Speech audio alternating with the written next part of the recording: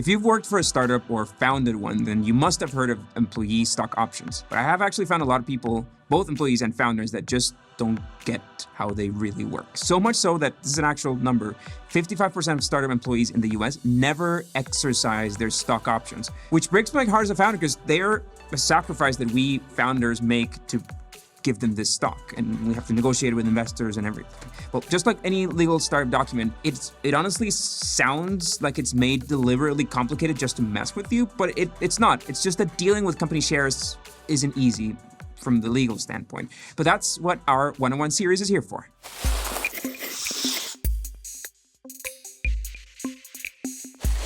Okay, so in case you're totally new to this world, it is customary for startups, at least in the US, to offer a stock option pool to crucial employees and to crucial hires. Now, many people think that these are actual company shares, and they're not. So let's start by clarifying that difference. When founders establish the company, they incorporate it, they define a number of shares, and they split it. How many shares each founder gets determines the percentage of the company that they own. To give you an example, say a founder gets 500,000 shares, and then the entire company was registered with 1 million shares. They're, of course, getting 50% of the company. Now, the number of shares that they get rarely changes. They rarely exchange hands.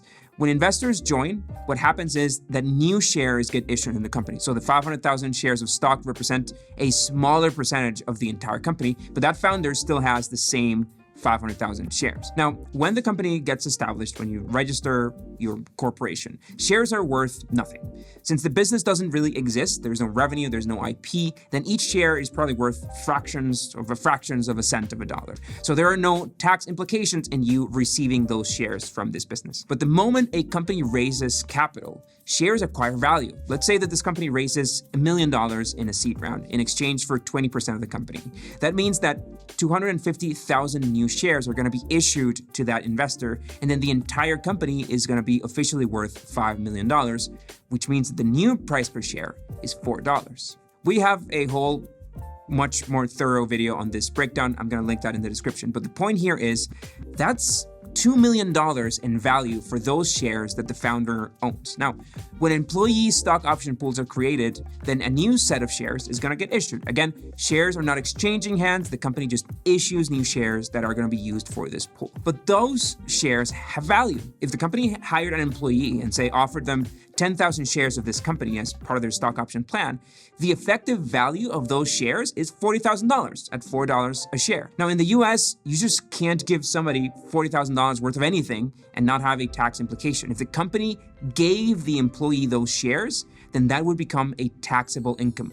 Moreover, while this is an official investor verified valuation, we all know that startups fail. So you'd be paying taxes on those $40,000 regardless of the company's fate. And that's why employee stock options don't work like that. Instead, they're given options. They're not stock, they're stock options. Stock options are the option to purchase shares of stock at a fixed strike price. So what the company does is offer the employee the option to buy 10,000 shares at $4 a share, which is the current fair market value of that share according to the latest actual company valuation. So the employee doesn't own these shares, mind you. They just have the option to purchase them at a fixed $4 price, regardless of what happens with the company. So let's say that in the future, the company gets acquired. The buyer decides to acquire the company for $50 million. And that means that they're paying $40 per share. I'm oversimplifying a huge journey of multiple rounds of funding, etc., but let's just keep it simple. Now, this is where stock options are really exciting, because this employee now has the possibility to buy 10,000 shares at $4 a share and then sell them to this acquirer for $40 a share, which is what he's paying, leaving them with a $36 per share profit, or in this case, $360,000. So this is the key about stock options. They're only worth it if the company increases in value after you have received them.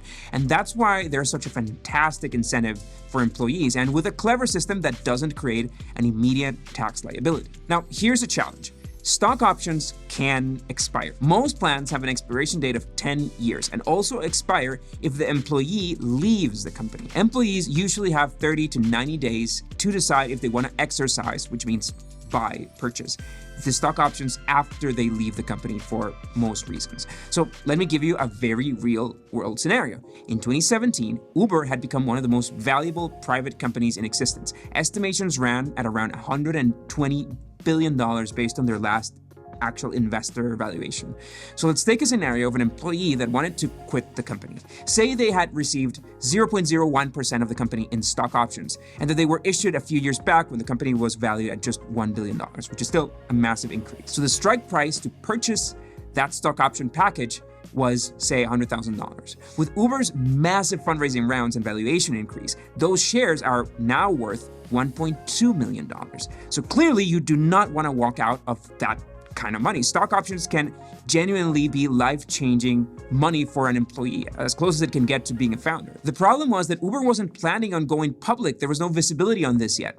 That meant that the employee would have to buy the stock and then hold it until the company was either sold or became traded publicly. And honestly, few people have $100,000 lying around. So cases like this one sparked companies like EquityB to launch their financing service. They essentially provide funding for employees looking to exercise stock options from private companies. And they do it by raising funding from investors on their platform looking to benefit from the potential increase in the value of the stock. And in return, all the employee has to do is pay a percentage of the stock value in the event of an IPO or an acquisition.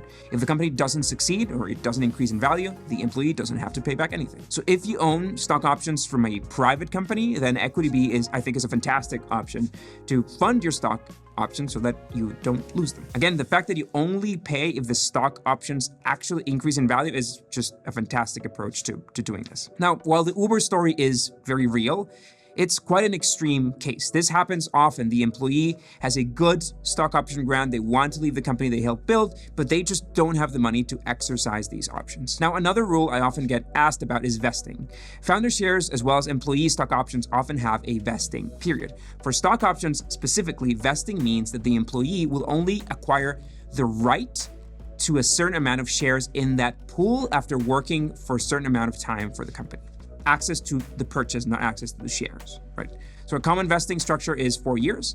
Say on this 10,000 share pool, this means that each month the employee would get access to around 208 stock options. This adds up to 10,000 stock options after 48 months. Another common rule in vesting is a cliff, which requires a minimum amount of time working for that company. For example, the vesting agreement my co-founders and I used was exactly this one. It was a 1-year cliff and then a 4-year vesting. Using that 10,000 share example, this means that by month 11, you will have earned 0 shares. That means if you quit, you don't get any equity. On month 12, you get your first batch of 2,500 shares. And after that, you vest monthly 280 shares per month. So vesting is really important because it protects the company from an employee leaving early.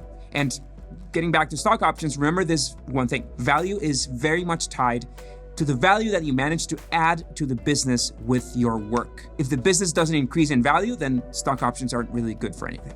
Let us know in the comments if you have any questions. I'm gonna try to get to as many of them as I can. Thanks to the guys from EquityB for sponsoring this video. Go check their website in the link below. Really exciting announcements. Later this month, I'm gonna be flying to Bangalore to shoot a documentary on the local startup scene. So you should hit me up on Twitter if you wanna connect, or if you know anybody that I should be connecting with. Thanks a lot for watching, and we'll see you next week.